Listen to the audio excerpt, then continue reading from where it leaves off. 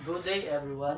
My name is Orende Vistose and now let's discuss about withering. But before that, let's read our objective. Number one is identify the different agents of withering. Second is explain how each agent contribute to the breaking down of rocks. Now let's discuss the weathering. Earth is mainly composed of rocks that differ in terms of size, shapes, and colors.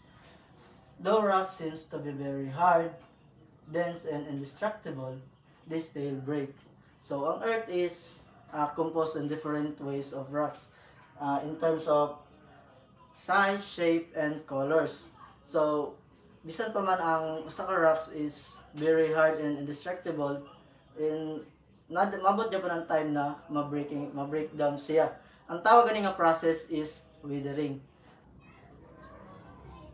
Now let's discuss the different agent of withering. First is water. Water can break rocks in different ways. The strong waves hitting the rocks can make it break. Water can seep into the rocks. So, ang water is maka-break siya sa rocks in different way. Nadara ang strong waves na nagahit siya sa rock is mag-cause po na siya na ma-break niya ang usa ka rocks. Then water can seep into the rocks. So water can seep into the rocks na mo na siya mag-trigger no sa rocks na ma-crack, so ma-cause siya sa pag-breaking down. The second one is wind. Wind is another agent of withering that cause many beautiful formation like Mahayaw Arc in Sabtang Island, Batanes, Philippines.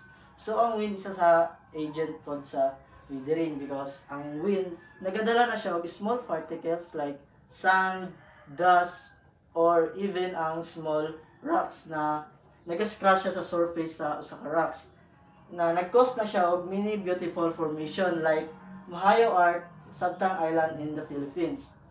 Now the third one is temperature. When rocks are exposed to wind varying temperature, it expands.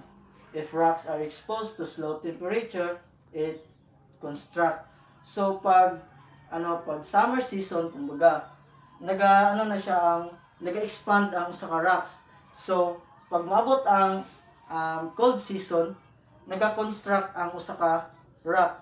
So pag naga-repeated na siya, kumbaga nagabalik-balik na siya nga situation, mo na nag-cause po sa pag-break sa usa ka rocks.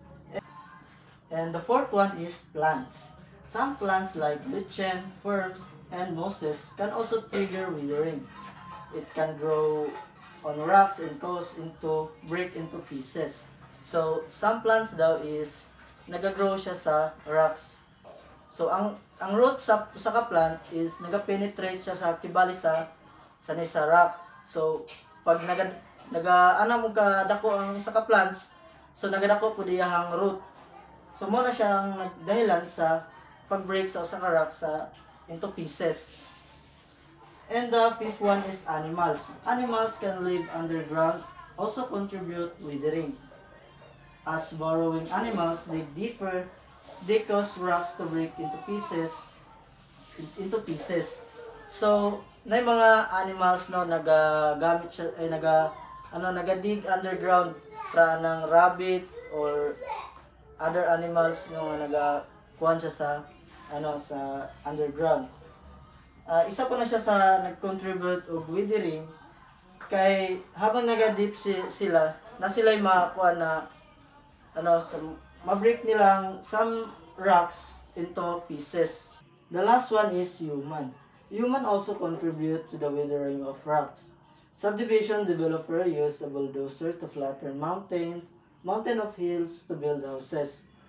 So, ang human also nag-contribute siya withering sa rocks kay para ng subdivision developer nagagamit sila og mga equipment heavy equipment para lang ma-flatten ng mga mountains. So, siyempre pag mayong tag mountains daghan yung mga rocks dira nga madamay. So, mo nang hinungdan na ang mga humans